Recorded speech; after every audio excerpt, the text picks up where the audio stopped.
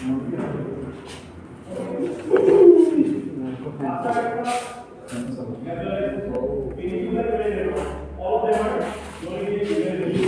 सोने का माहौल बना के बैठते हो, लाइट्स डिम, तो मेरे को ऐसा लगता है, मतलब लाइट बेल नहीं खोलना चाहिए क्लास में, दिखते नहीं है, शक्लें नहीं दिखते हैं, नीचे मोबाइल खोल लेते हो, पता नहीं चल रहा है। चलो, तो केमिकल इक्विलिब्रियम स्टार्ट करते हैं। पहले तो टॉपिक्स को ना देखा करो, समझा करो कि क्या चाहते हो आप, वो टॉपिक से क्या चाह रहे हो, क्या चीज आपको उसमें से मुश्किल लगता है, किस टाइप के क्वेश्चन आते हैं, टारगेट हमको क्या करना है। तो जो मैं बता रही थी आपको केमिकल इक्विलिब्रियम, पहले मैं केमिकल इक्विलिब्रियम करूंगी, तो केमिकल इक्विलिब्रियम को समझने के लिए बहुत जरूरी है, अंडरस्टैंडिंग चाहिए हमको इक्विलिब्रियम का। वैसे तो देखा जाए तो अभी भी मैं अगर आपको दे दूं तो के का वैल्यू आप ठीक से निकाल दोगे कि के कैसे लिखा जाता है, राइट और नॉट। और अगर मैं आपको वैल्यू दूं तो आप के का निकाल के भी बता दोगे कि मैम के ऐसे निकलता है। लेकिन क्या चीजें हैं जो हमको समझनी है, क्योंकि एज आई सेड इसमें थ्योरेटिकल क्वेश्चंस आते हैं और आने के बहुत चांसेस हैं। थ्योरेटिकल क्वेश्चन अगर आप थ्योरी समझ जाओगे तो प्रैक्टिकल क्वेश्चन तो आप आराम से कर लोगे। ठीक, दो तरह के क्वेश्चंस हैं हमारे, बेस्ड अपॉन के ऊपर इक्विलिब्रियम कांस्टेंट के ऊपर बेस करके जो क्वेश्चन पूछे जाएंगे, क्यों क्वेश्चन रिएक्शन क्वेश्चन के ऊपर जो क्वेश्चंस होते हैं बहुत इजी क्वेश्चन होते हैं वो रिएक्शन क्वेश्चन पे, बट इंपॉर्टेंट है। और बाद में जो है वो आपका ली शैटलर्स प्रिंसिपल, कितने क्वेश्चन आते हैं ली शैटलर प्रिंसिपल पे, है बहुत simple, that is one type of question. Second is pure numerical आ गया, ठीक है। तो जो प्योर न्यूमेरिकल है इसका, उसको निकालने का सिस्टम, मतलब कैसे निकालेंगे वो आंसर, वो डिफरेंट टाइप को जो न्यूमेरिकल है उनको हमको डिफरेंट टाइप में कन्वर्ट करना पड़ेगा। अच्छा, इस टाइप के क्वेश्चन होते हैं, इस टाइप के होते हैं, इस टाइप के होते हैं, इस टाइप के होते हैं, ठीक है। तो चलो स्टार्ट करते हैं। तो थ्योरी वाला पार्ट में थोड़ा ज्यादा जोर देंगे पहले में। तो लेट्स अंडरस्टैंड किसको केमिकल इक्विलिब्रियम है, क्या चीज है केमिकल इक्विलिब्रियम। सो देखो, दो तरह की रिएक्शन है हमारे पास, एक है इरिवर्सिबल और एक है इरिवर्सिबल। इरिवर्सिबल रिएक्शन एक ही डायरेक्शन में जाता है और खत्म हो जाता है रिएक्शन, ऑलमोस्ट कंप्लीशन तक जाती है वो रिएक्शन। तो अगर इरिवर्सिबल रिएक्शन है जैसे A + B and it will get converted into P, तो इस साइन से दिखाएंगे, मतलब A और B रिएक्ट करके P बनाएंगे और P का कोई टेंडेंसी नहीं है वापस A और B बनने का, कोई टेंडेंसी नहीं है, P बन गया और निकल गया बस, ठीक है। तो ऐसी रिएक्शन ऑलमोस्ट कंप्लीशन पे जाती है। तो वैसे आइडिया भी होना चाहिए आपको कि कौन सी रिएक्शंस को हम लोग, कौन सी रिएक्शन, आपको कोई एग्जांपल देना हो, कभी पूछ ले कि बताओ इनमें से कौन सी रिवर्सिबल है, कौन सी इरिवर्सिबल है, कोई आइडिया है आपको कि कौन से रिएक्शन हमेशा इरिवर्सिबल होते हैं। Irreversible burning of carbon, combustion reaction जो है इनकी एग्जांपल दी हो, तो इरिवर्सिबल रिएक्शन की एग्जांपल्स होते हैं नंबर 1 कंबस्टन रिएक्शन, जहां पे भी कंबस्टन हो रहा हो वो क्या होगा, वो इरिवर्सिबल होगा। आप कार्बन का बात कर लो, carbon giving rise to carbon dioxide, आप मीथेन का बात कर लो, मीथेन का combustion giving rise to carbon dioxide and water. तो कंबस्टन रिएक्शन जो है वो क्या है, इरिवर्सिबल है। और कोई रिएक्शन जो इरिवर्सिबल होता है वो है acid base, acid base reaction भी हमेशा इरिवर्सिबल होता है, specially strong acid and strong base. जैसे सपोज हमने लिया सल्फ्यूरिक एसिड और यहां ले लिया सोडियम हाइड्रोक्साइड, रिएक्ट करके क्या बनाया, सोडियम सल्फेट और वाटर, ठीक है। तो सल्फ्यूरिक एसिड का काम है हाइड्रोजन देना, नॉट कि लेना, वो वापस नहीं लेगा, राइट। जब ब्रेक हो जाएगा तो वापस नहीं लेगा। ऐसी सोडियम हाइड्रोक्साइड का काम है हाइड्रोक्साइड आयन देना, ना कि लेना। तो ये सारे रिएक्शन होते हैं, टिपिकली ये दो तीन रिएक्शन है जो ये है हमेशा इरिवर्सिबल। तो यहाँ पे कोई काम नहीं है केमिकल इक्विलिब्रियम का, तो हमको इनकी बात ही नहीं करनी है। रिवर्सिबल रिएक्शंस में इक्विलिब्रियम सेटअप होगा,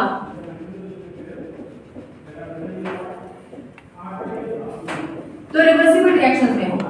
अब रिवर्सिबल रिएक्शन में क्यों इक्विलिब्रियम सेटअप होता है या इक्विलिब्रियम का कांसेप्ट आता कहां से है, क्योंकि उसमें क्या होता है कि जो रिएक्टेंट आपने लिए A एंड B जब रिएक्ट करके बनाया C एंड D, तो C एंड D में भी टेंडेंसी है रिएक्ट करने, C एंड D में भी टेंडेंसी, जैसे जैसे C एंड D बनता जाएगा वो आपस में रिएक्ट करना शुरू कर देंगे। जब आपस में रिएक्ट करना शुरू कर देंगे तो रिएक्शन दोनों साइड से चलता जाएगा, A एंड B रिएक्ट करके C एंड D बनाएंगे और C एंड D रिएक्ट करके वापस A एंड B बनाएंगे, ठीक है।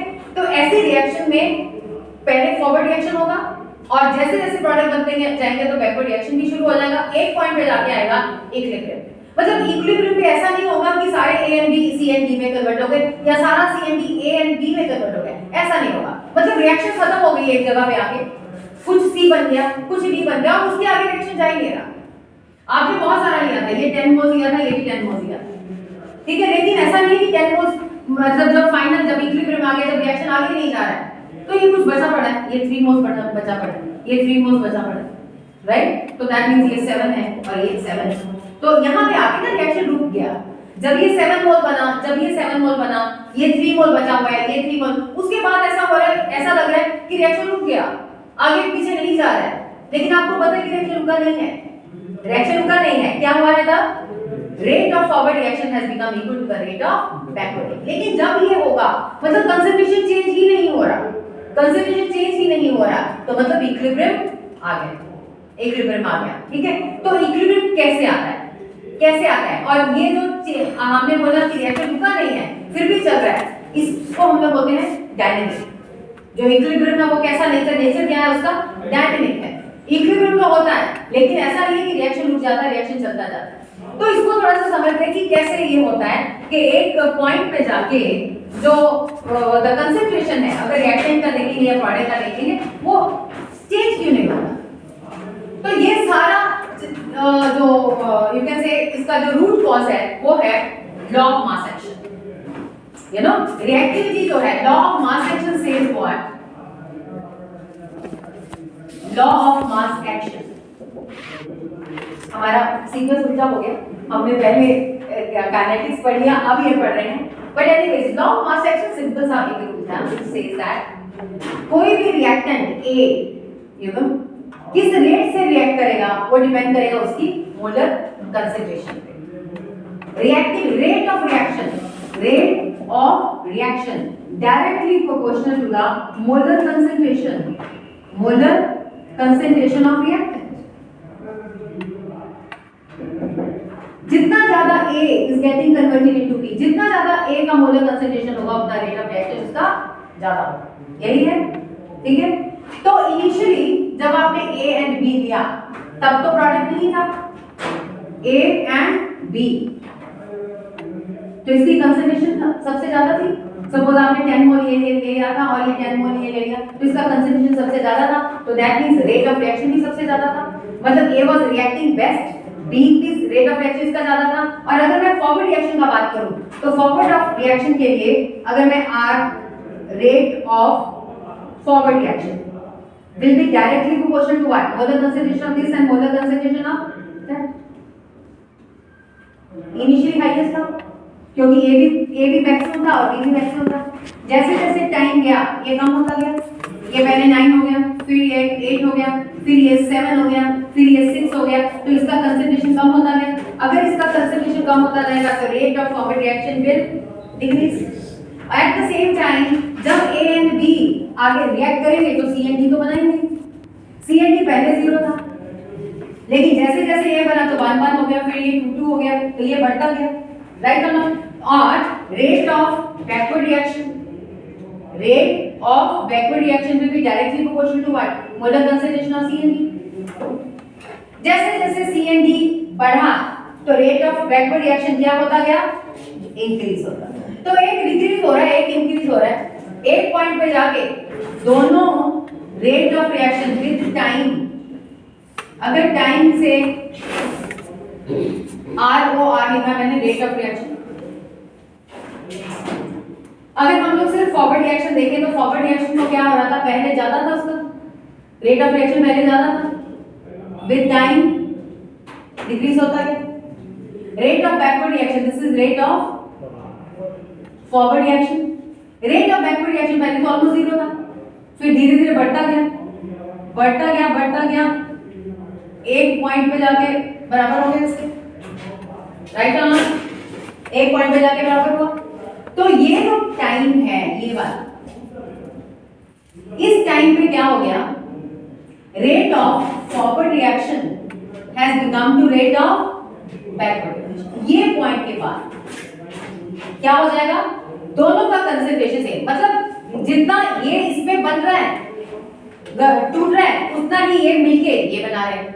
तो दैट मींस ये जितना सपोज इस पॉइंट पे आ गया, ये 6 है, ये 6 है, राइट? तो ये सपोज यहाँ पे 4 है और ये 4 है, तो ये इंक्रीज इंक्रीज नहीं होगा because rate of reaction has become forward reaction has become equal to rate of backward reaction. That is the point where we say equilibrium has achieved. Equilibrium के लिए कंडीशन समझ आया, rate of forward reaction, rate of backward reaction. क्यों हुआ ऐसा? क्यों rate of forward reaction decrease होता गया और rate of backward reaction increase होता गया? क्यों का रीजन क्या है? Because rate is directly proportional to the molar concentration of the reactant. Forward के लिए रिएक्टेंट कौन थे? A and B. बैकवर्ड के लिए रिएक्टेंट कौन थे? C and. That is what happens. ठीक है, अब कुछ तो क्वेश्चन डायरेक्टली इस पार्ट पे आते हैं कि आप इसको समझते हो कि नहीं, ये वाला पार्ट समझोगे कि नहीं, है ना? आपको कुछ ये दिखा देंगे और बताएंगे कि बस बोलो कौन सा ग्राफ इसमें से केमिकल इक्विलिब्रियम को रिप्रेजेंट कर रहा है। Which of the following graphs, this is rate of reaction और यहां पे टाइम।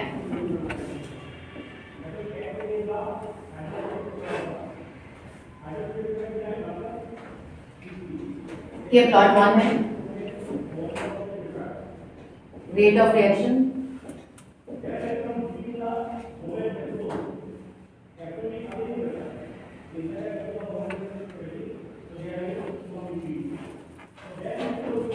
ये 2,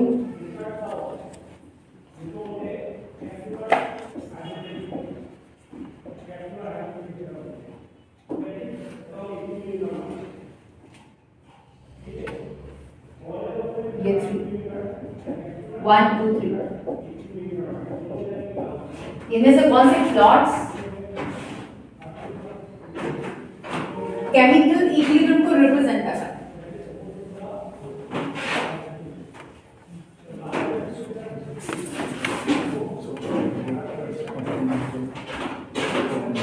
yes,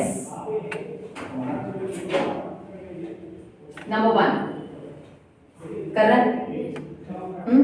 Yes or no? This one? No. No. Rate of forward reaction should be equal to rate of backward. कहाँ हुआ? कौन से पॉइंट पे हुआ? हाँ, अगर आप बोलोगे मैम ये वाला टाइम नहीं, इस पे रेट ऑफ बैकवर्ड रिएक्शन कितना है? इतना। रेट ऑफ फॉरवर्ड रिएक्शन कितना? इतना। आया नहीं इक्विलिब्रियम। ये तो इक्विलिब्रियम दिखाएंगे, अभी इक्विलिब्रियम नहीं आया, आगे जाके आएगा, लेकिन ये पैरेलल हो गया दोनों। ठीक है, लेकिन ये नहीं दिखा रहा है, तो ये याद रखना है। रेट ऑफ फॉरवर्ड रिएक्शन वो पॉइंट जहां पे rate of forward reaction becomes equal to rate of backward reaction, ये क्लियरली दिखा रहा है। ये पॉइंट पे जाके ये वाला टाइम, ये वाले टाइम पे जाके जो भी ये टाइम हो ठीक, तो उस पे रेट ऑफ फॉरवर्ड रिएक्शन कितना है? फॉरवर्ड रिएक्शन ये है ना, ये रेट ऑफ बैकवर्ड कितना है? Rate of forward reaction becomes equal to rate of backward reaction. अच्छा, ये इन दिस केस मतलब अगर कोई पूछे कि इसमें कोई पॉइंट है जहां पे इक्विलिब्रियम आया, तो आंसर हाँ है, हाँ ये वाला पॉइंट। उसके बाद फिर से रिएक्शन आगे पीछे जा रहा है, लेकिन अगर कोई पूछे कि ये पॉइंट क्या है, ये पॉइंट है इक्विलिब्रियम। यहां पे rate of forward reaction has become equal to rate of backward. ठीक है, अच्छा, और एक कभी-कभी ऐसे पूछते हैं डिकम्पोजिशन ऑफ अमोनिया।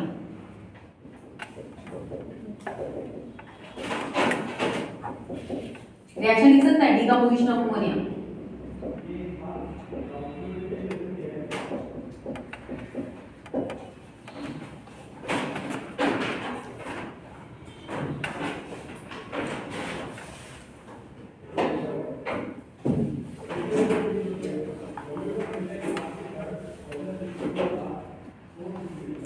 कुछ ग्राफ दिखाते हैं आपको।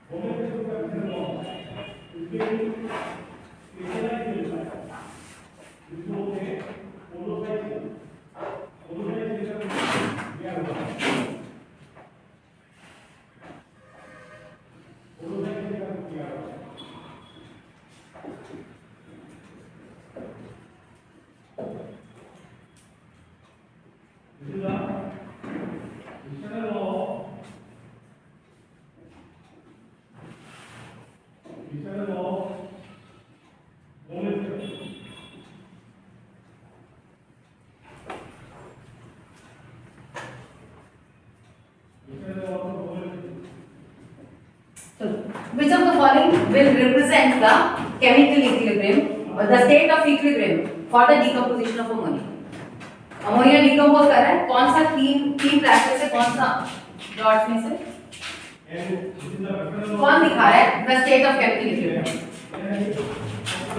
which truly represents the state of chemical equilibrium.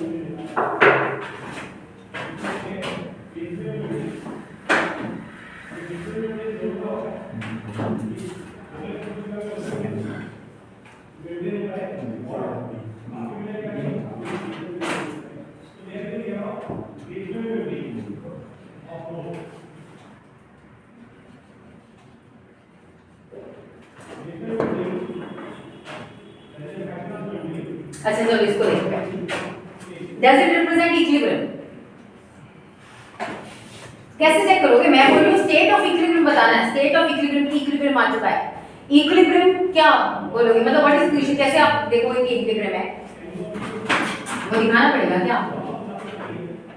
जैसे अगर मैं कंसंट्रेशन का बात करूं तो जो रिएक्टेंट है उसका कंसंट्रेशन क्या होता जाएगा? डिक्रीज. ये डिक्रीज डिक्रीज डिक्रीज डिक्रीज. ठीक है.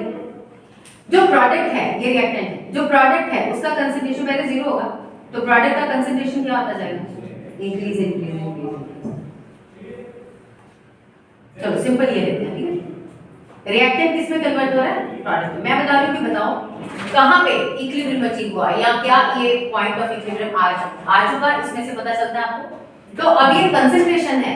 कंसंट्रेशन ऐसा नहीं होता कि the concentration of reactant should be equal to the product, ऐसा नहीं है. क्या होना चाहिए? एक पॉइंट जहां से आगे कंसंट्रेशन चेंज नहीं हो रहा, कंसंट्रेशन चेंज नहीं हो. तो दोनों में डिफरेंस है. देखो रेट ऑफ रिएक्शन, जब मैं यहाँ पे रेट ऑफ रिएक्शन बताया था तब क्या बोला? Rate of forward reaction should be equal to the rate of backward reaction. लेकिन ये तो कंसंट्रेशन है. कंसंट्रेशन इक्वल होना कोई कंडीशन थोड़ी है कि जब इसका कंसंट्रेशन इसका इक्वल होना कंडीशन नहीं है. कांस्टेंट रहना है उसके बाद चेंज नहीं होना. तो कौन सा पॉइंट है? ये देखो ये पॉइंट आ गया, ये वाला पॉइंट. ये पॉइंट के बाद इसका कंसंट्रेशन चेंज हो रहा है, मतलब ये तो गलती हुआ बनाने में, चेंज नहीं हो रहा. और ये भी मैं दिखा रही हूँ कि चेंज हो रहा. तो यहाँ इक्विलिब्रियम आ गया. तो प्लीज ऐसे मत देखना कि ये बराबर तो नहीं हुए. इसमें बराबर होना नहीं है, इसमें बराबर नहीं होना. ओनली थिंग उसके बाद कंसंट्रेशन चेंज नहीं होना, कंसंट्रेशन चेंज नहीं. तो क्या यहाँ पे हुआ? यहाँ तो बिल्कुल नहीं हो रहा. देखो सारे के सारे ऐसे जा रहे हैं, मतलब अभी इंक्रीज हो रहा है, ये भी इंक्रीज हो रहा है, अमोनिया भी अभी डिक्रीज हो रहा है. तो यहाँ पे इक्विलिब्रियम आएगा, यहाँ इक्विलिब्रियम आएगा. यहाँ पे आपको दिखा रहा था. देखो यहाँ पे क्या हो रहा है? यहाँ पे आपको दिख रहा है ना ये पॉइंट कुछ एक ऐसा पॉइंट है. उसके बाद ये हाइड्रोजन जितना बन गया उतना ही रहा, नाइट्रोजन जितना बन गया उतना ही रहा, अमोनिया जितना डिकम्पोज हो गया उतना ही. उसके बाद चेंज नहीं हो रहा है. तो ये, लेकिन अगर दोनों में से आपको एक चूज करना था, ये देखो ये वाला अमोनिया डिक्रीज कर रहा है, ये पॉइंट के बाद फिर कांस्टेंट हो गया. ये इंक्रीज कर रहा था, ये पॉइंट के बाद कांस्टेंट हो गया. ये भी इंक्रीज कर रहा था नाइट्रोजन, एक पॉइंट के बाद कांस्टेंट. तो ये पॉइंट क्या शो कर रहा है? ठीक है. अगर दोनों में से एक चूज करना होता, विच वन इज बेटर? एक चूज करोगे. क्यों? एक किस लिए? चलो बताओ, एक किस लिए ना? एक किस लिए? पहले एक बोला आपने, किसने ये बोला? बोलो. ए और बी में प्रॉब्लम क्या है? बोलो. अमोनिया का कंसंट्रेशन डिक्रीज हो रहा है, ठीक है. हाइड्रोजन का इंक्रीज हो रहा है, नाइट्रोजन का इंक्रीज हो रहा है, ठीक है ना. ये यहाँ देखो अमोनिया का कंसंट्रेशन डिक्रीज हो रहा है, ठीक है. हाइड्रोजन का इंक्रीज हो रहा है, ठीक है. नाइट्रोजन का इंक्रीज हो रहा है, ठीक है. प्रॉब्लम क्या है? प्रॉब्लम सिर्फ आपका ये है कि कोएफिशिएंट देखो आप वहां पे जब इक्विलिब्रियम आएगा किसका कंसंट्रेशन ज्यादा रहेगा, हाइड्रोजन का या नाइट्रोजन का? हाइड्रोजन ऊपर होना चाहिए, हाइड्रोजन ऊपर होना चाहिए, उसका 3 टाइम्स ज्यादा होगा than nitrogen as compared to this, ठीक है? एज कंपेयर अगर उनके कोएफिशिएंट एक जैसे होते ना तब प्रॉब्लम नहीं था तब। अच्छा तुम कैसे बोला ऊपर वाला, क्यों आपको इसमें क्या गड़बड़ लगा कि इसको क्रॉस कर गया? हाँ ये प्रोडक्ट था, इसको कोई बात नहीं, उसमें क्या प्रॉब्लम है? आपको ये तो नहीं पता ना कि कितना बनेगा, वो कोई बात नहीं होता, बात है उसके बाद ये कांस्टेंट है, ठीक है? तो इसके लिए अप्रोप्रिएट कौन सा है? तो ये किसके ऊपर बेस्ड है? देखो ये क्वेश्चन किसके ऊपर बेस्ड है? You just your understanding of the chemical equilibrium,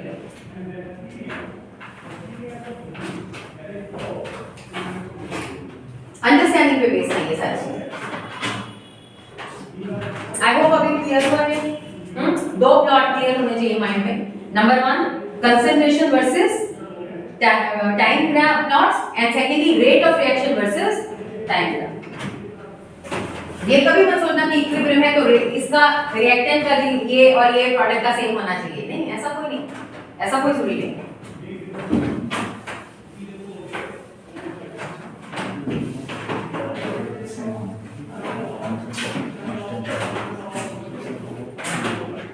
okay तो फिर से देखें अभी जो नेक्स्ट चीज हम लोग अभी डिस्कस करने वाले हैं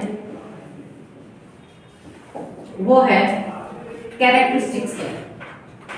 बहुत फिजिकल कांसेप्ट है पर बहुत इंपॉर्टेंट कांसेप्ट। कैरेक्टरिस्टिक क्या है? मतलब केमिकल इक्विलिब्रियम के दो तरह के कैरेक्टरिस्टिक्स हम लोग करेंगे, एक तो केमिकल इक्विलिब्रियम के, दूसरा इक्विलिब्रियम कांस्टेंट के। तो अभी हम केमिकल इक्विलिब्रियम के बारे में बात करेंगे कि केमिकल इक्विलिब्रियम के कैरेक्टरिस्टिक्स क्या हैं। What are the characteristics of chemical equilibrium? हाँ, नंबर 1 डायनेमिक है, ये बात समझते हो? डायनेमिक है मतलब देखने में लगता है कि रिएक्शन रुक गया बट रिएक्शन रुकता नहीं है, बिकॉज तब भी rate of forward reaction is equal to rate of backward reaction. लेकिन रिएक्शन चल रहा है, रिएक्शन दोनों तरफ का चल रहा होता है, जितना बन रहा है, जितना प्रोडक्ट बन रहा है उतना प्रोडक्ट कन्वर्ट होके वापस रिएक्टेंट्स में आ जाता है। ऐसा नहीं है कि रिएक्शन रुक गया, रिएक्शन ये डायनेमिक है। Number 2 it can be achieved from either side, it can be achieved from either side, क्योंकि इक्विलिब्रियम का बात हम रिवर्सिबल रिएक्शन में ही करेंगे, राइट? तो जरूरी नहीं है कि ऐसा नहीं है कि इक्विलिब्रियम तभी आएगा जब आप अमोनिया को डिसोशिएट कराओगे। अमोनिया डिसोशिएट होके क्या बनता है, ठीक है? लेकिन अगर आपने जैसे एक वेसल में अमोनिया लिया और उसको आपने हीट किया तो डिकम्पोजिशन स्टार्ट हो जाएगा इसका। अमोनिया डिकम्पोज होके क्या बनाने लग जाएगा, नाइट्रोजन एंड हाइड्रोजन, और एक पॉइंट पे जाके इक्विलिब्रियम आ जाएगा। जब इक्विलिब्रियम आएगा तब हमारे पास क्या क्या रहेगा, इस वेसल में क्या क्या रहेगा जब इक्विलिब्रियम आ जाएगा? अमोनिया भी रहेगा, नाइट्रोजन भी रहेगा और हाइड्रोजन भी रहेगा, और उसमें हम लोग K कैलकुलेट कर सकेंगे ना? K कैसे कैलकुलेट करते हैं सबको पता है, इक्विलिब्रियम कंसंट्रेशन डाल के हम K कैलकुलेट कर सकेंगे। लेकिन यही रिएक्शन में मैंने उसी टेंपरेचर पे वेसल में नाइट्रोजन ले लिया और हाइड्रोजन ले लिया, कंडीशन दिया उसको, तो वही कंडीशन पे डिकम्पोजिशन होगा, जिस पे वो कंबाइन करेगा उसी पे डिकम्पोजिशन भी होगा, राइट और नॉट? या डिफरेंट हो गई कंडीशन, सेम कंडीशन? तो सेम कंडीशन मैंने इसको दिया तो ये थोड़ी देर के बाद अमोनिया भी बनेगा।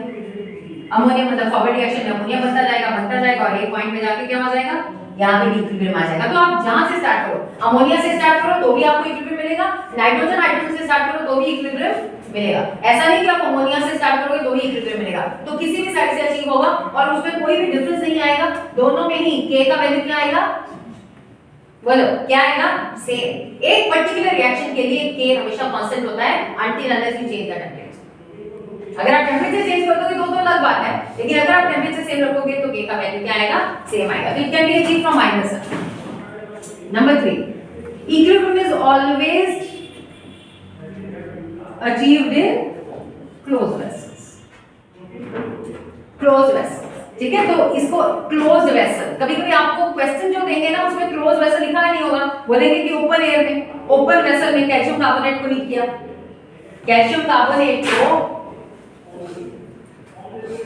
हीट किया ओपन वेसल में, क्या इक्विलिब्रियम आएगा? बोलो नहीं, क्योंकि गैस उड़ जाएगा।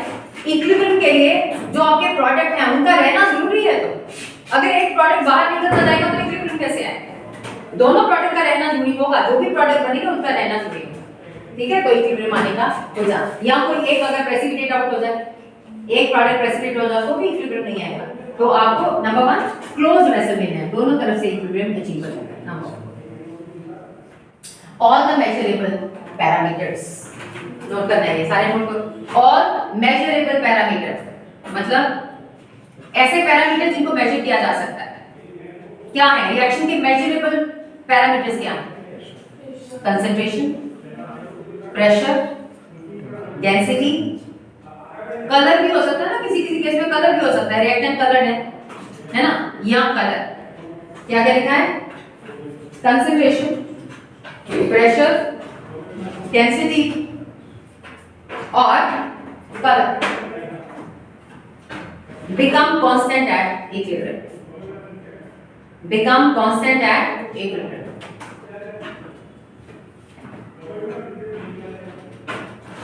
ठीक है, they become constant at equilibrium। So अगर आप ऑब्जर्व कर रहे थे, जैसे किसका एग्जांपल है जहां पे कलर मुझे नजर आए, हाइड्रोजन आयोडाइड कलरलेस है, हाइड्रोजन आयोडीन में कलर है। तो देखो हाइड्रोजन आयोडाइड जो है वो कलरलेस है, इसका डिकम्पोजिशन किया, ये बनाया हाइड्रोजन प्लस आयोडीन, और आयोडीन तो पता आपको क्या कलर है? अगर आपने यहां से स्टार्ट किया, पहले कलरलेस था, धीरे धीरे धीरे आपको वायलेट कलर नजर आ रहा। ठीक है, जैसे जैसे रिएक्शन प्रोसीड करेगा जो वायलेट कलर है वो ज्यादा डेंस होता जाएगा, मतलब more and more of iodine is being form. एक पॉइंट पे जाके इसका कलर बस सेम रह गया, ना वो ज्यादा हो रहा है ना वो कम हो रहा है। तो हम किसको ऑब्जर्व कर रहे हैं? कलर को ऑब्जर्व कर रहे हैं। ठीक है ना, तो एक पॉइंट पे जाके कलर क्या हो जाएगा? कांस्टेंट। ऐसा नहीं है कि उसका कलर डीप होता जा रहा है, डीप होता जा रहा है, डीप होता जा रहा है। उल्टा अगर लेते हाइड्रोजन और आयोडीन को लेते और हाइड्रोजन आयोडाइड बनता, तब आयोडीन का कलर क्या होता? फेड होता, फेड होता, कम होता, कम होता, कम होता, कम होता। लेकिन कलरलेस हो जाएगा क्या? कलरलेस हो जाएगा? नहीं होगा, कुछ आयोडीन तो बचेगा, लेकिन एक पॉइंट पे जाके क्या होगा? कांस्टेंट। सिमिलरली हम में भी प्रेशर देख रहे थे, दो गैसेस बन रहे हैं ना, हाइड्रोजन ये भी गैस है, हाइड्रोजन बन रहा है, आयोडीन बन रहा है, वेपर फॉर्म में लेंगे दोनों को, तो हम प्रेशर मेजर कर रहे थे। ठीक है, तो इसका प्रेशर क्या होगा? पहले इंक्रीज, इसका क्या होगा? शुरू में अगर मैंने बैरोमीटर लगा दिया तो प्रेशर इसका इन दोनों का प्रेशर अगर मैं मेजर करूं इंक्रीज होगा, एक पॉइंट पे जाके कांस्टेंट। इनका अगर ये वेपर फॉर्म में है तो ये डिक्रीज होगा, एक पॉइंट पे जाके कांस्टेंट। तो ये बात समझ लो, कोई भी मेजरेबल जो प्रॉपर्टी उसको जब हम ऑब्जर्व करने लगेंगे एक पॉइंट पे जाके कांस्टेंट हो जाएगा, और जब वो कांस्टेंट हो जाएगा मतलब इक्विलिब्रियम आ गया। नेक्स्ट, प्रेजेंस और एब्सेंस ऑफ कैटलिस्ट।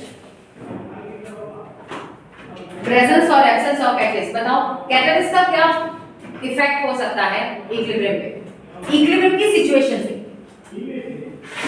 बोलो, क्या कोई इफेक्ट है? नहीं, इक्विलिब्रियम की स्टेट को वो चेंज नहीं करता। प्रेजेंस और absence of catalyst does not change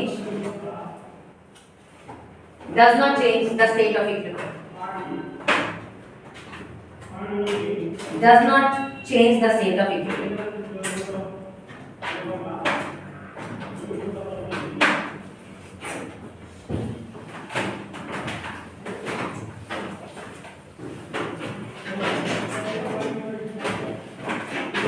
Okay, let's see law of chemicality।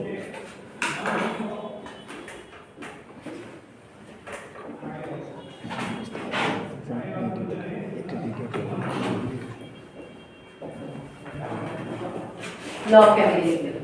Suppose we have a reaction, एक जनरल रिएक्शन रिवर्सिबल, ठीक है, according to law of mass action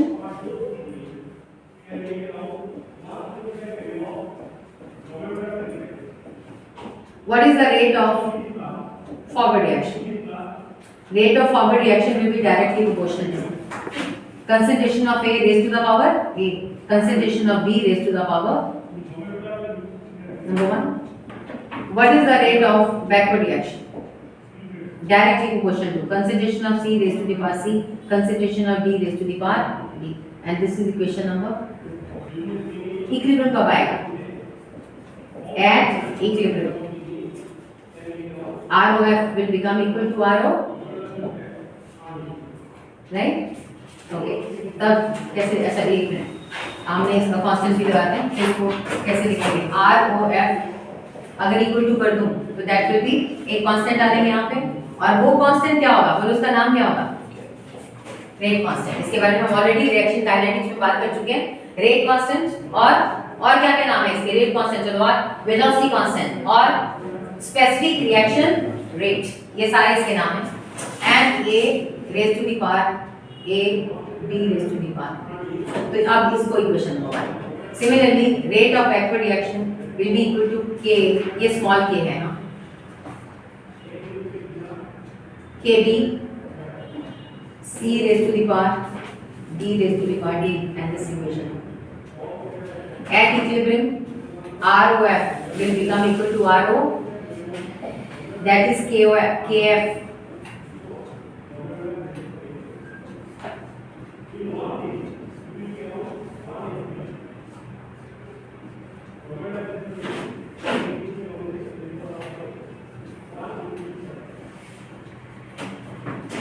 Or we can say Kf divided by Kb will be equal to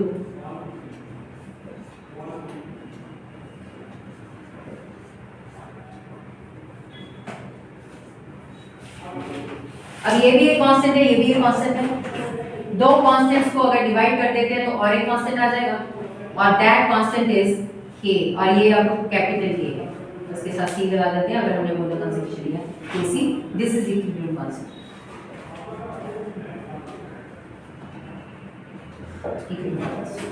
और ये जो expression है this is law of chemical equilibrium. So Kc, और ये याद रखना, हाँ Kc दो चीजें याद रखनी है, it is equal to Kf by Kb। हाँ कुछ क्वेश्चन इसके ऊपर ही होते हैं। Kc is Kf by Kb, and secondly equilibrium constant K, C raised to the power C, D raised to the power D, A raised to the power A, and B raised to the power। Units क्या होंगे, अच्छा और एक चीज, अगर gaseous reaction है, मतलब reactant and product दोनों ही गैसियस फॉर्म में है, फॉर gaseous reactions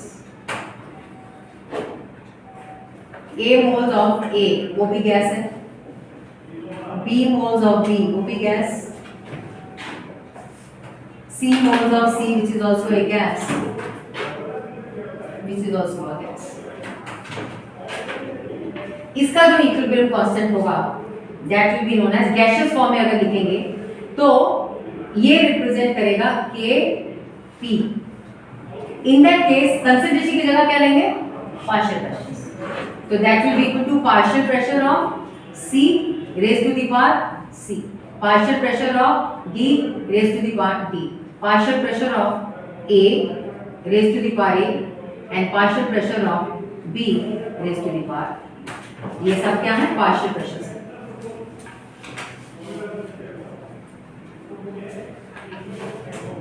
ठीक है, what are going to be units of Kc and Kp?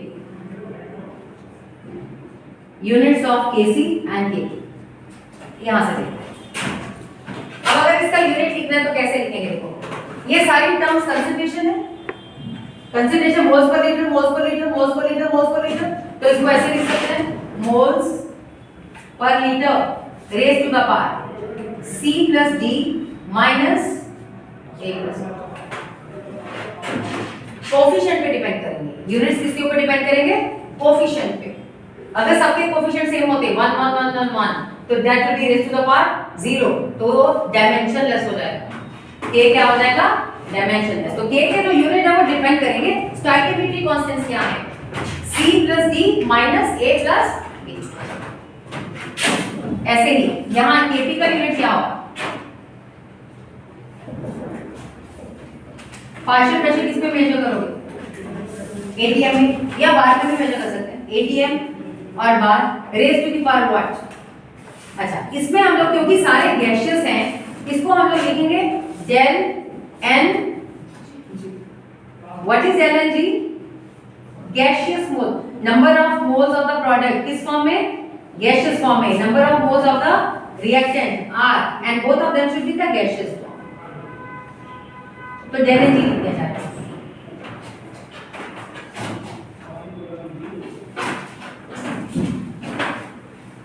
अच्छा, क्या कोई रिलेशन है बिटवीन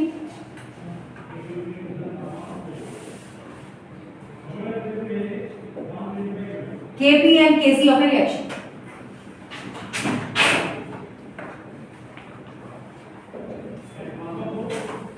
सेम रिएक्शन, हाँ सेम रिएक्शन का Kp Kc रिलेटेड होते हैं आपस में। क्या है, Kp is equal to Kc RT raised to the power del Ng, del Ng, where del Ng is equal to number of moles of the product minus number of moles of the reactant, और दोनों किस form में, gaseous form. जब भी हम R use करें तो उसका क्या वैल्यू यूज करना है वो पता होना चाहिए। R यूज कर रहे हैं, कौन सा वैल्यू यूज करेंगे, देखो प्रेशर का बात हो रहा है, कंसंट्रेशन का बात हो रहा है, प्रेशर एटीएम में अगर लेंगे, ये हम लोग इसमें लेंगे लीटर्स में लेंगे, कंसंट्रेशन मोल्स पर लीटर कर रहे हैं, तो यहाँ पे 0.0821 लीटर एटमॉस्फेयर पर केल्विन पर मोल। अगर बार में है और 0.0831 अगर ये बार में लिया तो बार में जब देते हैं तो डेसीमीटर क्यूब देते हैं, डेसीमीटर क्यूब एंड बार पर केल्विन T जो एब्सोल्यूट टेम्परेचर।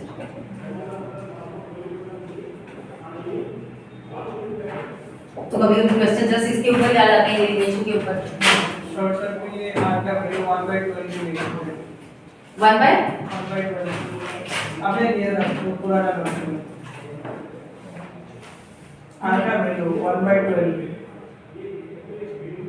मैंने नहीं दिया। ये था आपको पूरा जो ऑल नोट्स है उसमें लिखा है। यही मिल जाता है 0.0 नहीं आता होगा बट मैंने नहीं, मैं तो आज पहली बार सुन रही हूँ। मैं कल लेके आऊंगा। मैं हो सकता है वो जिसके नोट्स हो उसने लिखा हो करके, तो मुझे नहीं लगता कि मैंने ये किया हो सकता है कभी दिया फिर मैं भूल गई, लेकिन मुझे लगता नहीं कि मैं ऐसे भूल गई होंगी।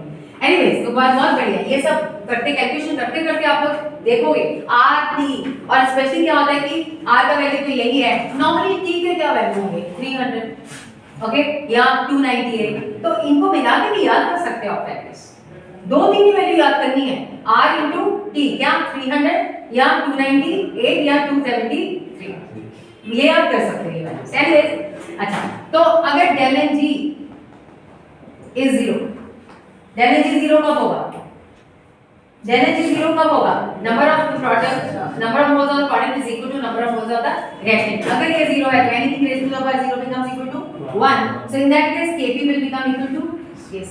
अगर del Ng पॉजिटिव आ गया, मतलब number of moles in the product ज्यादा है, अगर पॉजिटिव आ गया तो ये वैल्यू पॉजिटिव हो जाएगा, ठीक है। In that case Kp will become more than Kc, ठीक है ना, समझ आ रहा है, ये वैल्यू पॉजिटिव हो जाएगा।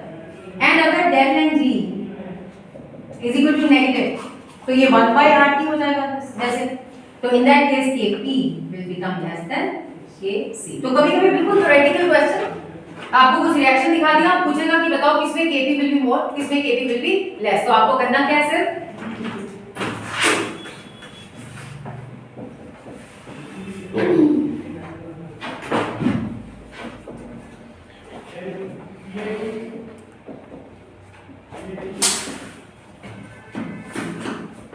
Kp कैसे का रिलेशन बताना रिएक्शन से।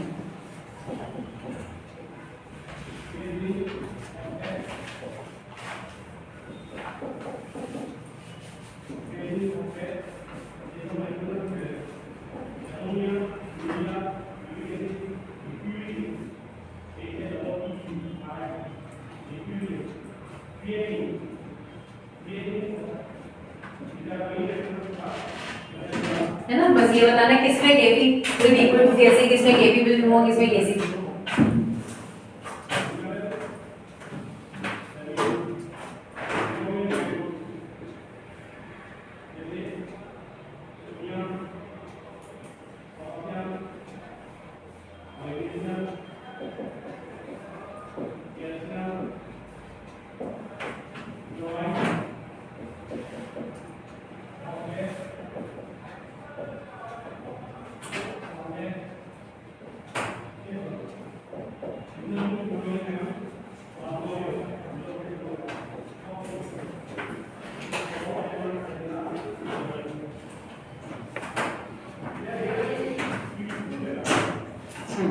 डेल एन जी का value 2 minus 4 is equal to -2, तो क्या हो जाएगा, Kp will be less than this. Del N G का value 0, Kp will be equal to this. Del N G का value 2 minus 1 is equal to 1, so ये positive आ गया, तो Kp will be more than K. What are the characteristics of chemical of equilibrium constant? दोनों में difference है देखना, हाँ. पहले किसके कैरेक्टरिस्टिक ये थे, state of equilibrium, state of equilibrium. अब K का वैल्यू का बात करें, K केमिकल इक्विलिब्रियम, ये इक्विलिब्रियम कांस्टेंट है, इक्विलिब्रियम कांस्टेंट. K के कैरेक्टरिस्टिक्स क्या हैं? Number 1, it does not depend upon, देखो, नंबर 1, the first characteristic है, it does not depend upon initial concentration. It does not depend upon initial concentration of reactants. Initial concentration, समझ लो पहले इसको. Initial concentration पे depend नहीं करता. मैं कोई भी रिएक्शन ले रही हूँ, सपोज अमोनिया का डिकम्पोजिशन ले रहे हैं, ठीक है. अमोनिया का डिकम्पोजिशन मैं भी कर रही हूँ, वो भी कर रही है, वो भी कर रहा है, ठीक है. डिफरेंट जगह पे कर रहे हैं अमोनिया का डिकम्पोजिशन.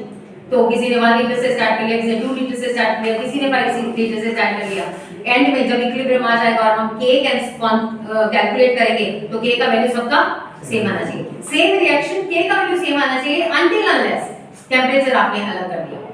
जब तक टेम्परेचर सेम रहेगा, K का वैल्यू सेम. कांस्टेंट है ना भाई, कांस्टेंट किसको बोलेंगे, हर चीज किस पर चेंज हो रहा है, तब वो कांस्टेंट किसका होगा, है ना. कांस्टेंट है, एक रिएक्शन के लिए ये कांस्टेंट होता है. मतलब लिटरेचर में इसका वैल्यू मिल जाएगा, गूगल में मारो आपको वैल्यू मिल जाएगा, तो कांस्टेंट है ना, तभी मिलेगा. गूगल में आप मारो ये कि अमोनिया का डिकम्पोजिशन एट 298 K, वो बताएगा आपको कि K का वैल्यू ये होगा. आप कहीं में भी करो, वो ये थोड़ी बताएगा कि equilibrium constant for decomposition of ammonia at this temperature, if you start with 10 liter will be this, if you start with 15 liter will be this. So it's independent of the initial concentration, depend नहीं करता उस पे.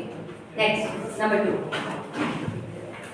तो K का बात कर रहे हैं, देखो अभी याद रखना है और ध्यान में भी रखना है कि K जो है वो क्या है, C raised to the power C, D raised to the power D, A raised to the power A and B raised to the power B. वो इसका बात कर रहा है, इसका वैल्यू का बात कर रहा है. तो इनिशियल कंसंट्रेशन, किसी को लगता है कि A मैंने अगर ज्यादा कर दिया तो मैम ये कम हो जाएगा, क्यों?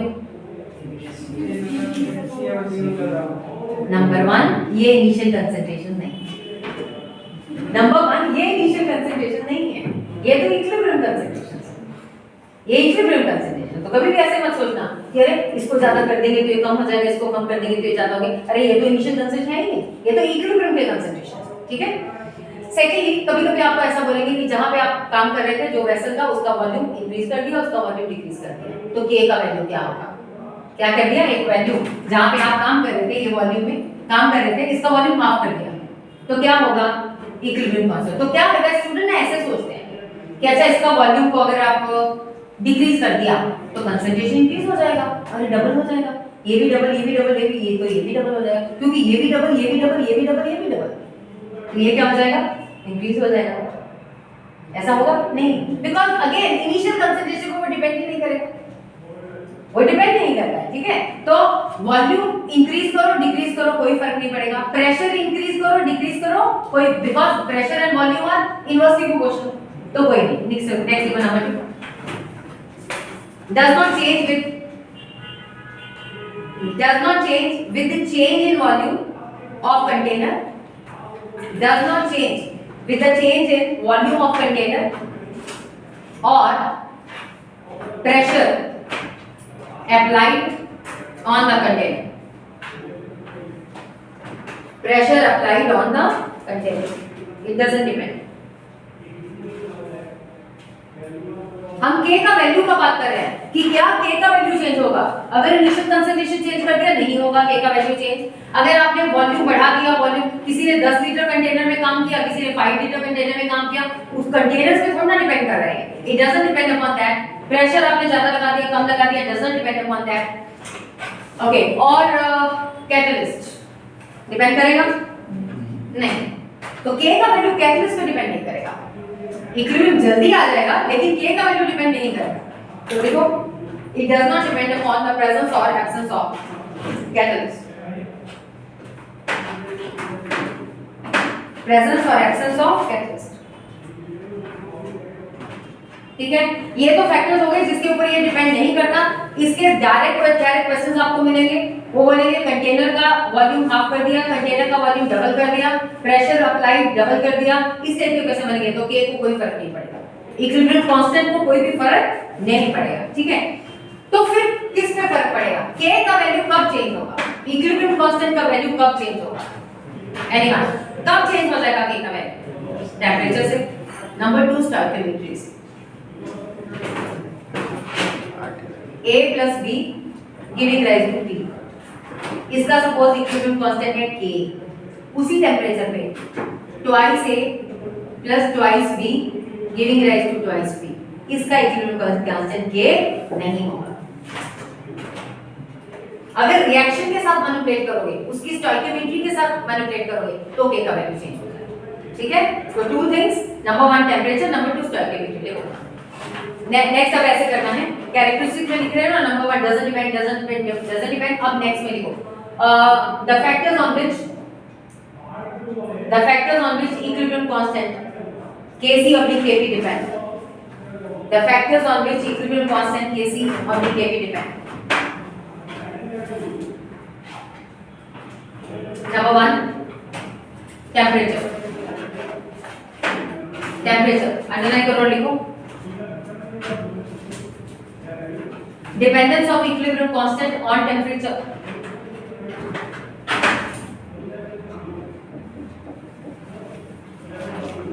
dependence of equilibrium constant on temperature is given by Van Hoff's equation,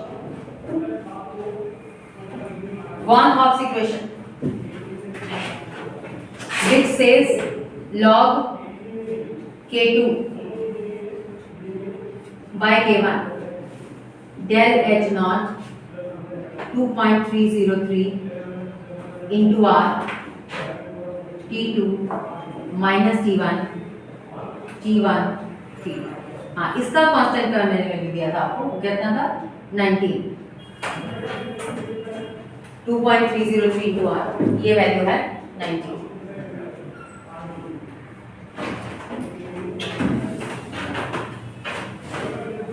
ये Van Hoff's equation, where what is K2, ये K1 K2 क्या है? Equilibrium constant. ये कोई किसी और चीज को याद आ रहा है? इसको देखते, log K2 डिवाइड बाय, इसको ऐसे लिखें, K1 will be equal to E A divide by 2.303 multiplied by R T2 minus T1 T1 T2। ये कौन से हैं? रेट कांस्टेंट्स हैं। ये वाले के रेट कांस्टेंट है, लेकिन ये वाला क्या है? इक्विलिब्रियम कांस्टेंट है। ये वाली रिएक्शन को वान हॉफ बोलते हैं और ये वाली रिएक्शन को आर्हीनियस, ये आर्हीनियस है।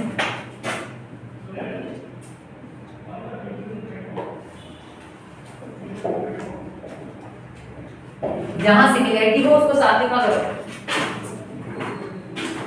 ओके, तो डिपेंडेंस से यहां पता चल गया। देखो ये सारा चीज ओके लिख लो पहले, इक्विलिब्रियम कांस्टेंट का वैल्यू इंक्रीज होगा या डिक्रीज होगा विद इंक्रीज इन टेंपरेचर और डिक्रीज इन टेंपरेचर, तो वो हम लोग कहां से पता करेंगे? वान हॉफ रिएक्शन से। इसको रेफर करो यहां से, if del H naught is 0, isoenthalpic reactions होती है ना, कोई चेंज ही नहीं हुआ, del H naught is 0। अगर del H naught is 0, ये पूरा 0 हो जाएगा। That means K2 by K1 will be equal to 10 raised to the power 0 is 1. In that case, K2 will become equal to K1, मतलब it will become independent of temperature. कुछ reactions हैं, पूछ सकता है आपको कि इनमें से कौन सी रिएक्शन है जो इंडिपेंडेंट ऑफ टेम्परेचर है. कौन सी रिएक्शन इंडिपेंडेंट ऑफ टेम्परेचर होगी जहां पे del H not is 0. del H not ऊपर लिखते हैं स्टैंडर्ड एंथैल्पी ऑफ रिएक्शन. ठीक है, तो 0 ऐसा हो सकता है. Temperature the reaction becomes independent if del H इसको लिखो K2 is equal to reaction becomes independent of temperature.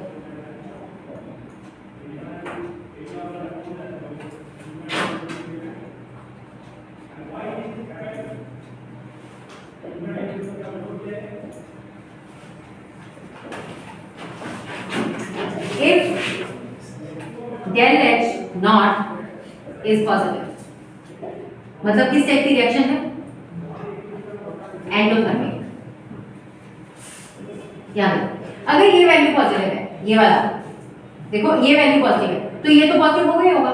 T2 हमेशा ज्यादा लिया जाता है. T2 is always more than T1. हम ऐसे ही बोलते हैं. टेम्परेचर इंक्रीज मतलब T2 is more than T1. तो ये तो वैल्यू ऑलरेडी पॉजिटिव है, तो राइट हैंड साइड वाला वैल्यू क्या हो गया? पॉजिटिव.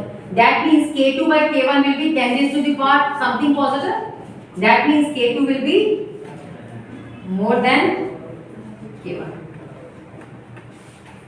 मतलब क्या हुआ? अगर रिएक्शन एंडोथर्मिक है, the equilibrium constant will increase with increase in temperature. Because for endothermic reactions, value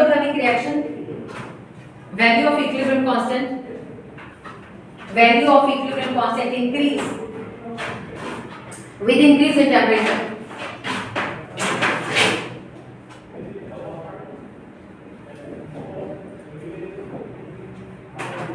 Del H naught is negative. Exothermic reaction.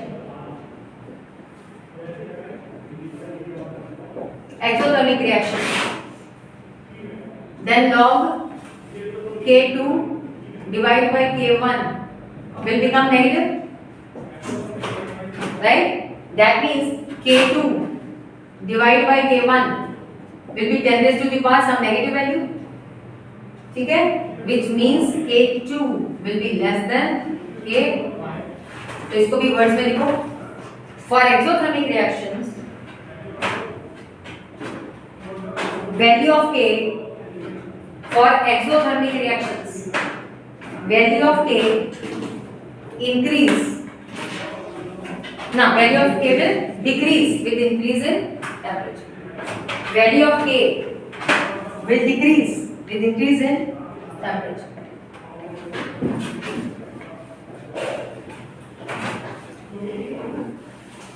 ठीक है, रिएक्शंस मतलब क्वेश्चन यही है, लेकिन पूछने का ढंग देखो कैसे है.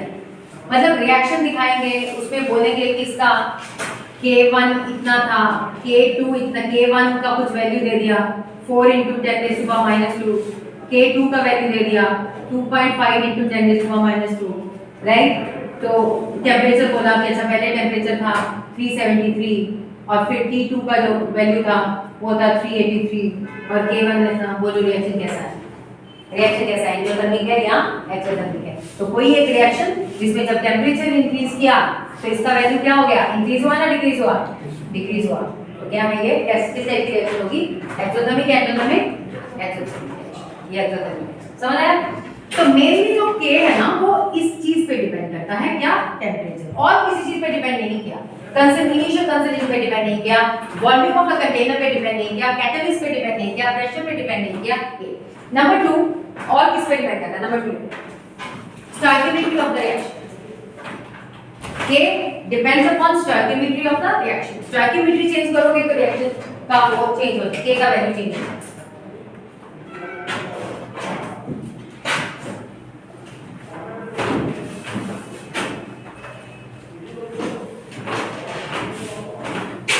का वैल्यू चेंज हो जाए.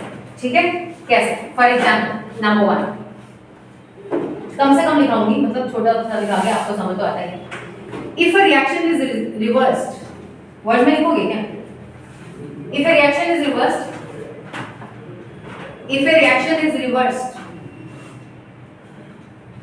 the equilibrium constant of new reaction is the reciprocal of original reaction.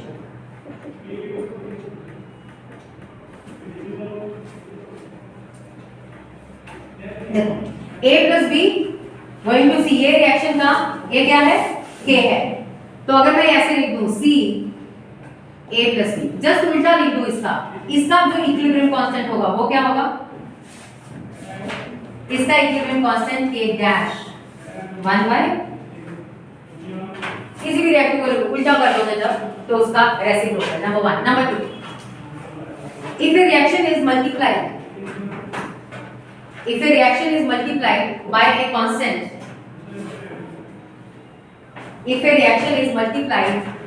a constant, n और 1 by n, n के साथ मल्टीप्लाई कर दो या 1 by n के साथ मल्टीप्लाई कर दो, ठीक है, then the equilibrium constant for the new reaction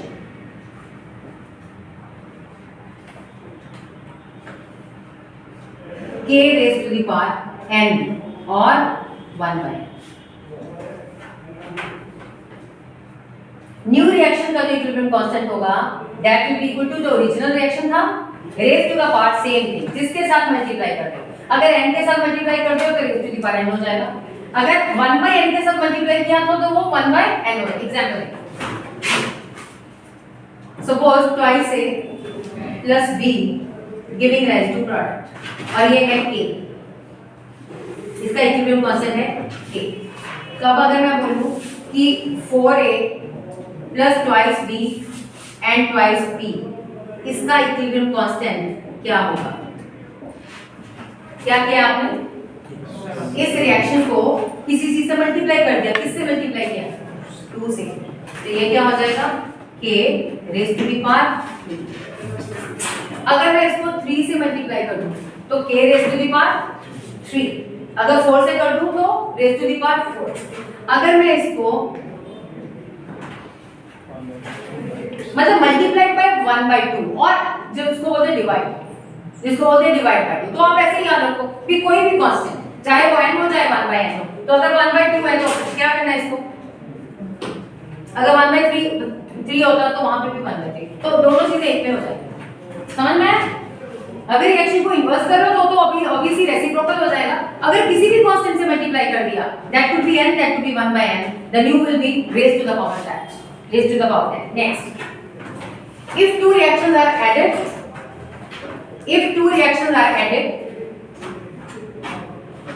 their equilibrium constants get multiplied. अगर दो रिएक्शन को ऐड करोगे तो इक्विलिब्रियम कांस्टेंट मल्टीप्लाई हो जाएगा.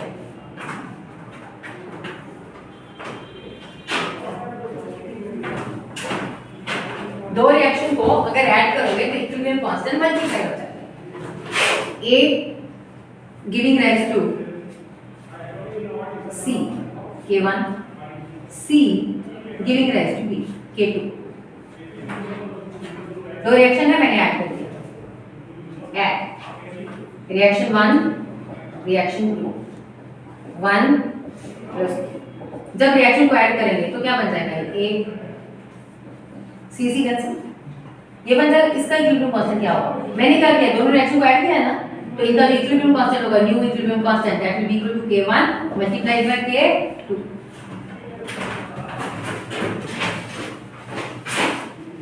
Next, if two reactions are subtracted,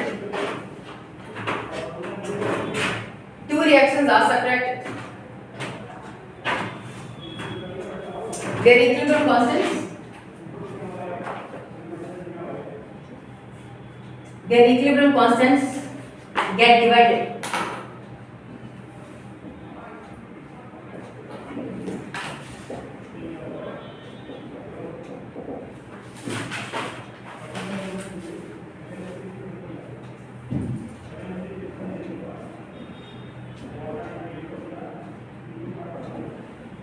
ऐसे पूछे हम कि ये एक रिएक्शन है, उसका जो इक्विलिब्रियम कांस्टेंट है K1 है, और ये एक रिएक्शन है जिसका इक्विलिब्रियम कांस्टेंट K2 है, तो बताओ A गिविंग टू ये जो एक नई रिएक्शन बनाई है हमने उसका इक्विलिब्रियम कांस्टेंट क्या होगा. तो पहले आप ये देखो कि इन दोनों को क्या करोगे, आप ऐड करोगे या सब्ट्रैक्ट करोगे. क्या करेंगे? सब्ट्रैक्ट। तो ये रिएक्शन 1 and 2, तो we are going to subtract it. जब इनको सब्ट्रैक्ट किया 1 minus 2, ये नेगेटिव राइट, कैंसिल हो गया, तो a giving rise to b। और हमने क्योंकि सब्ट्रैक्ट किया है तो न्यू कांस्टेंट जो होगा that will be equal to what, k1 divide 1, इतना ही है बस। स्टोइकियोमेट्री के बेस पे बस इतना ही है। अगर किसी को डबल कर दिया, अगर किसी रिएक्शन को 2 से मल्टीप्लाई कर दिया, उसका equivalent constant raise to power 2 हो जाएगा। अगर किसी को डिवाइड, जनरली ऐसे होता है, डिवाइड बाय 2 कर दिया, हाफ कर दिया, raise to the power half हो जाएगा, अंडर रूट होता है, अंडर रूट होता है, ठीक है, इनवर्स करने से। और स्पेशली ये भी बहुत काम का है, मतलब होता तो है लेकिन ऐसे लिखा नहीं रहता, इसको कुछ अलग तरह से बोलते हैं कि if a reaction takes place in 2 steps और 3 स्टेप्स, जरूरत नहीं है, सीधा सीधा ऐसे। अगर दो रिएक्शन को ऐड करना पड़ गया कहीं पे तो उनके इक्विवेलेंट कांस्टेंट को क्या कर देना, मल्टीप्लाई कर देना। अगर कभी सब्ट्रैक्ट करना पड़ गया तो उसको क्या कर देना, डिवाइड। ठीक है, अब इसके बेस पे आता है, बस ये है दो कैरेक्टरिस्टिक जिन पे के डिपेंड करता है, वो स्टोइकियोमेट्री है, दूसरा टेंपरेचर है। ठीक है, इसके ऊपर आपको क्वेश्चन मिलेंगे, देखें।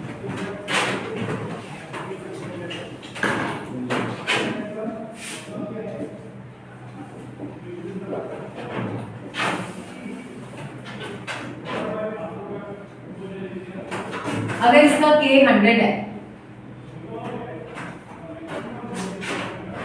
ठीक है,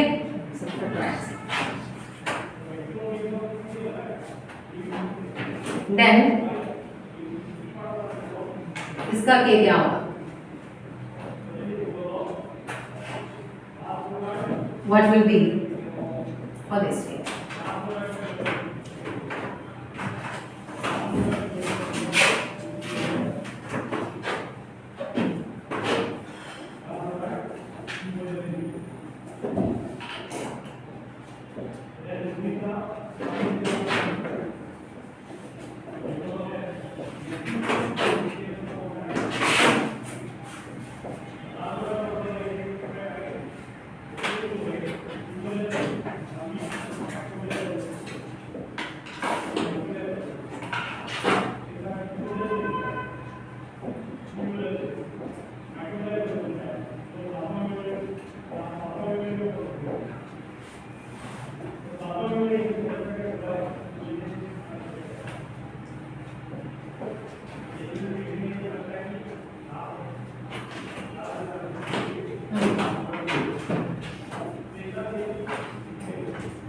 हो गया ना ये? तो क्या किया है, बस ये देखो, नंबर वन रिएक्शन को उल्टा किया हुआ है, तो जो के नया वाला जो के होगा नंबर 1 वो उसका रेसिप्रोकल होगा, ठीक है, रेसिप्रोकल कितना 1/100। लेकिन जब इसको इधर लेके आ गए तो ये 2 और ये 2 और ये 1 होना चाहिए था। दैट और एक ऑपरेशन भी इसके ऊपर किया है, क्या है, इसको मल्टीप्लाई कितने से किया है, 1/2 से, तो that will be raise to the power. सबने कर लिया, तो ये 1/10। ये देखें इस टाइप के क्वेश्चन, ये इसका दिया है K1, इसका दिया है K2, तो बताओ ये रिएक्शन का कितना होगा। आपको करना क्या है, इन रिएक्शन को जोड़ोगे, ऐड करोगे, क्या करोगे, so that you get this, add करोगे, सब्ट्रैक्ट करोगे या क्या करोगे, जो करना चाहते हो वो करो।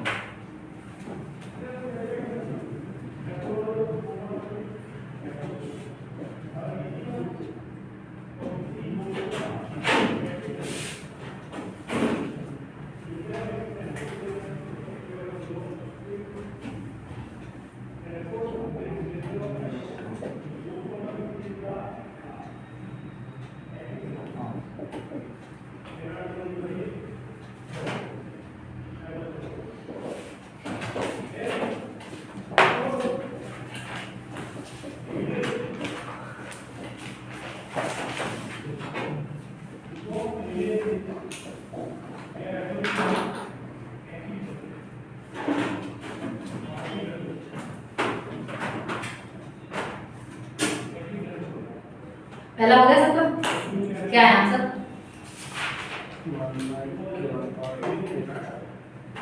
तो इसका आंसर होना चाहिए था 1/k1 स्क्वायर मल्टीप्लाइड बाय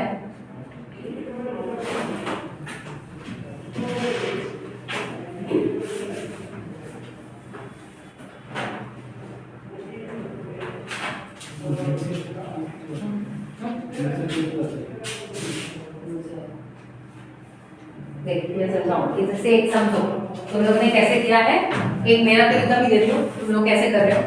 जब भी इस टाइप का करना होता है और हमको एक रिएक्शन निकालनी है, थर्मोडायनेमिक्स में भी ऐसे ही होगा, थर्मोडायनेमिक्स जब करेंगे उसमें भी ऐसे ही करेंगे, मतलब हमको एक रिएक्शन निकालना है, ये वाला यहाँ से, ठीक है, ध्यान से देखो। तो पहले ये देखो कि नाइट्रोजन कहाँ मिल रहा है, यहाँ से, ऑक्सीजन भी हमको यहीं से मिल रहा है ना। तो नाइट्रोजन और ऑक्सीजन, नाइट्रोजन यहाँ पे हाफ है, यहाँ पे कितना है, यहाँ पे 1 है, तो दैट मींस उसको हम, और तो कहीं नाइट्रोजन है नहीं, सिर्फ वहीं पे है, तो दैट मींस उसको मल्टीप्लाई करना पड़ेगा कितने से, 2 से। तो ये तो श्योर हो गया कि ये जो रिएक्शन है ये 2 से मल्टीप्लाई होगी। जब ये 2 से मल्टीप्लाई होगी तो ऑटोमेटिकली ये तो स्क्वायर हो जाएगा, राइट, नंबर 1। सेकेंडली, क्या ये रिएक्शन को, अब ये दो रिएक्शन को या तो हमको ऐड करना होगा या तो मल्टीप्लाई करना होगा, क्या हमको इसको एज इट इज ऐड करना, वो देखते हैं।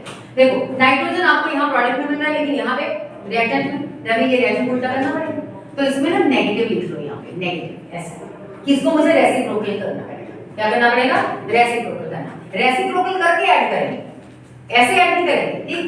अच्छा इसमें देख लो पहले, तो मुझे क्या चाहिए, N2O4, N2O4 का कोएफिशिएंट सेम ही है, उसी से मल्टीप्लाई नहीं करना, ओनली थिंग इज N2O4 यहाँ रिएक्टेंट पे और वहां करना चाहिए मेरे को प्रोडक्ट, ये रिएक्शन को भी क्या करना पड़ेगा, रेसिप्रोकल लेना पड़ेगा, हो गया, दोनों के रेसिप्रोकल लेने पड़ेंगे। अब इसका इक्विलिब्रियम कांस्टेंट ऑलरेडी क्या हो चुका है, k1 स्क्वायर, इसका कितना हो गया, k2, और उसके बाद दोनों रिएक्शन को क्या करना है, मेरे को ऐड करना, ऐड करेंगे तभी तो ये जाएगा ना, NO2 NO2 जाएगा, तो दोनों रिएक्शन को ऐड करेंगे, ये ऐड हो गया। देखो पहले वाले का क्या आ रहा था, पहले वाले का इक्विलिब्रियम कांस्टेंट, जब मैंने उसका रेसिप्रोकल ले लिया तो क्या बन गया, जब इसका क्या हो गया, जब मैंने ऐड कर दिया तो मल्टीप्लाई, ऐड कर दिया तो मल्टीप्लाई, इसको भी ऐसे करो, किसका रेसिप्रोकल लेना है, बस उसको नेगेटिव लिखो, और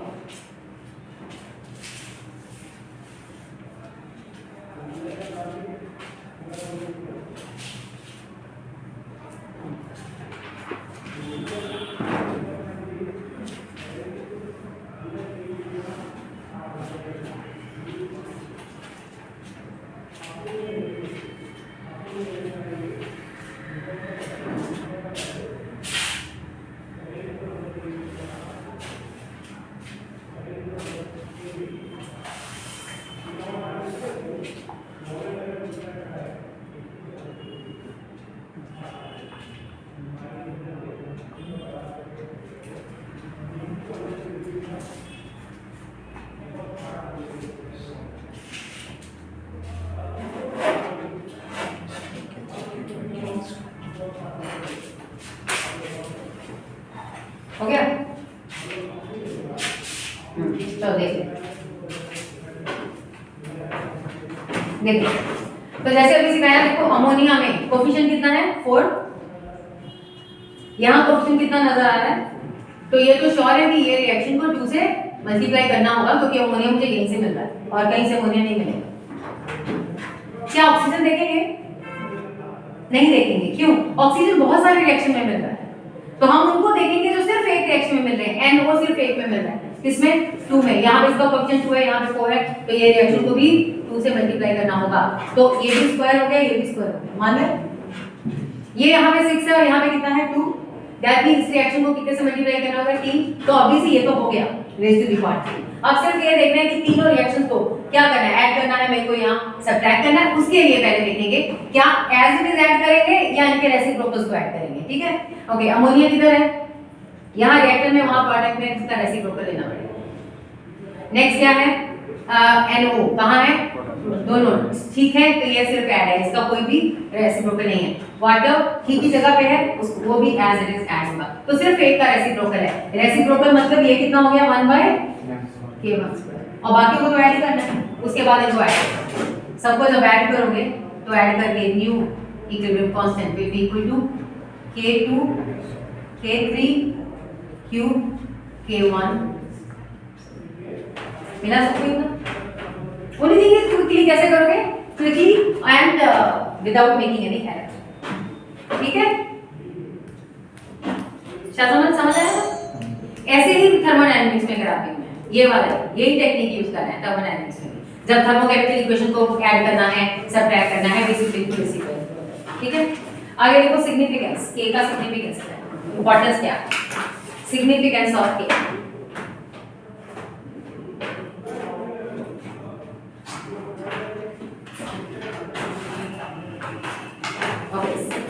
के से हमको पता चलता है कि रिएक्शन, फॉरवर्ड रिएक्शन कितना कंप्लीट हुआ है या किस डायरेक्शन में रिएक्शन गया है। इफ के for a reaction is more then 10⁻3, मतलब आपको समझ में भी आता है 10⁻3 से ज्यादा है इक्विलिब्रियम कांस्टेंट का वैल्यू। इक्विलिब्रियम कांस्टेंट है क्या, equilibrium constant is equal to c raise to the power c, d raise to the power d, a raise to the power a and b raise to the power b। मतलब product divide by reactant है। अगर इसका value ज्यादा है तो product का value ज्यादा है, प्रोडक्ट का वैल्यू ज्यादा है और रिएक्टेंट का वैल्यू कम है, मतलब रिएक्शन किस तरफ गया है, फॉरवर्ड। तो कौन सा रिएक्शन फेवर हो रहा है, अगर k is more than 10,000, more than 10,000 ही है ना, 10⁻3 ना 1,000 मोर देन 1,000, तो forward reaction is favoured.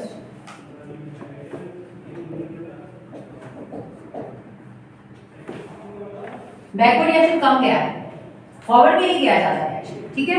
If k is less than 10⁻⁻3, ये वैल्यू जो आया 10⁻⁻3 है या उससे भी कम है, तो दैट भी ये तो बहुत कम है। क्या ज्यादा बना है, रिएक्टेंट ज्यादा, मतलब रिएक्टेंट ही पड़ा हुआ है।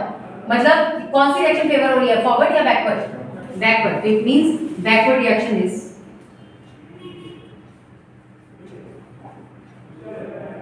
फेवर्ड, ठीक है। But if k is in between, k जो है इस 10⁻3 और k एंड 10⁻3 के इन बिटवीन होगा, अगर इन दोनों के in between value,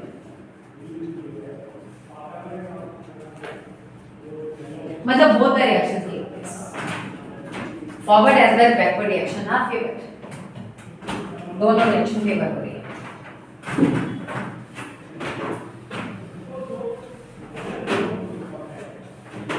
reaction quotient,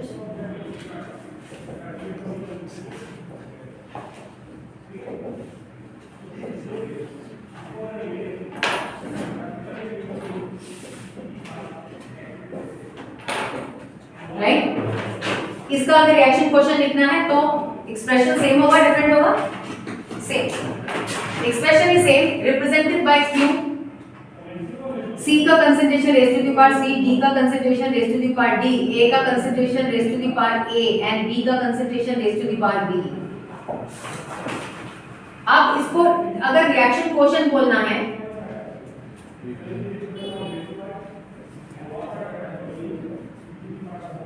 तब ये सारी कंसंट्रेशन शुड बी, क्या क्या डिफरेंस है K में और Q में, डिफरेंस क्या होगा, these concentration terms, all the concentrations may or may not be at equilibrium।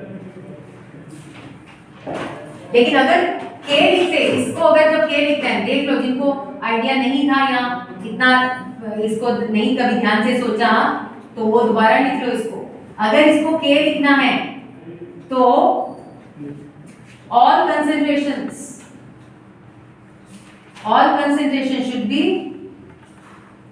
at equilibrium। ये सारी कंसंट्रेशन इक्विलिब्रियम कंसंट्रेशन है, तब ये वैल्यू क्या होगा। इसमें मैंने मे और मे नॉट लिखा है, अगर k अगर इक्विलिब्रियम पे है तो ऑटोमेटिकली वो k के इक्वल आ जाएगा। जरूरी नहीं है कि वो k, लेकिन इसमें जरूरी है कि ये सारी जो कंसंट्रेशन है वो इक्विलिब्रियम कंसंट्रेशन, ठीक है। अच्छा, इसका सिग्निफिकेंस क्या है, क्यों हमको क्यों जरूरत पड़ती है, क्यों की जरूरत क्यों पड़ी, you have taken a reaction, आपने अमोनिया लिया और उसको डिकम्पोज करना, हीट कर दिया, डिकम्पोज करके क्या बन गया, नाइट्रोजन बन गया और हाइड्रोजन बन गया, बन रहा है, ठीक है। इनिशियली आपने सिर्फ अमोनिया लिया था, थोड़ी देर बाद उसमें नाइट्रोजन और हाइड्रोजन, यू आर, आप तुम इस पर काम कर रहे हो, थोड़ी देर बाद आके तुमको 1 घंटे बाद आके देखना है कि यार रिएक्शन इस पे इक्विलिब्रियम पे आया है या नहीं आया है ना। हम लोग अभी बोल देते हैं रिएक्शन थोड़ी देर बाद इक्विलिब्रियम पे आएगा, अच्छा वो रिएक्शन हो सकता है 8 घंटे ले ले इक्विलिब्रियम पे आते आते, लेकिन एक रिसर्च स्कॉलर है जो काम कर रहा है, उसको चेक करना है कि मेरा रिएक्शन इक्विलिब्रियम पे आ गया है या नहीं आया, तब क्या करेगा, किसी भी टाइम पे आके वो अमोनिया का कंसंट्रेशन चेक करेगा, नाइट्रोजन का चेक करेगा, हाइड्रोजन का चेक करेगा और क्या कैलकुलेट करेगा, क्यू कैलकुलेट करने का कोशिश करेगा। If Q is equal to K, अब बोलोगे कि मैम K कहां से आएगा,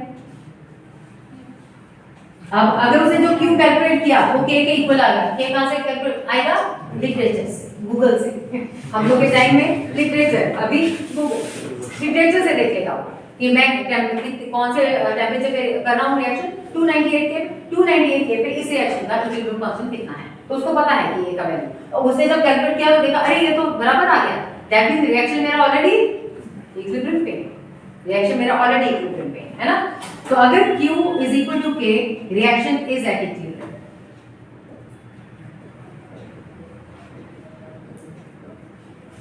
इफ Q ज्यादा आ गया इक्विलिब्रियम से, इक्विलिब्रियम कांस्टेंट से ज्यादा आ गया, मतलब रिएक्शन किस तरफ निकल गया, ज्यादा आ गया, Q का वैल्यू जो है वो ज्यादा है, K से भी ज्यादा आ गया, मतलब ये ज्यादा हो गया, तो इसको कम करने के लिए रिएक्शन को किस तरफ जाना पड़ेगा, backward. If Q is more than K, then reaction will go in the backward direction, reaction goes in the, और लिखो reaction will go, move in backward reaction, backward direction, कभी left to right, right to left भी बोलते हैं, किस तरफ हो जाएगी रिएक्शन, हाँ right to left.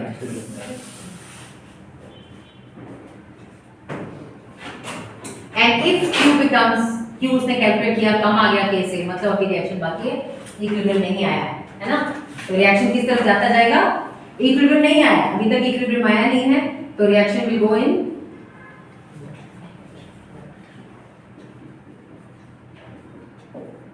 Forward direction, that means left to, तो ये इक्विलिब्रियम का इसका ये है।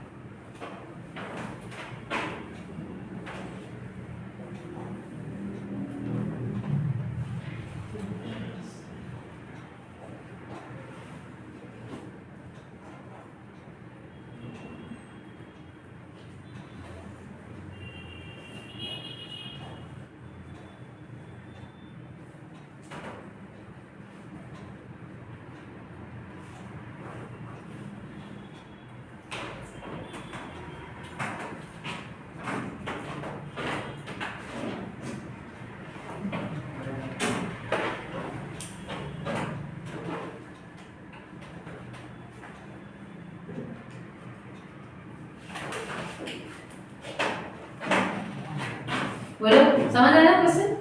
बस ऐसा है, ये सिग्निफिकेंस है इसका।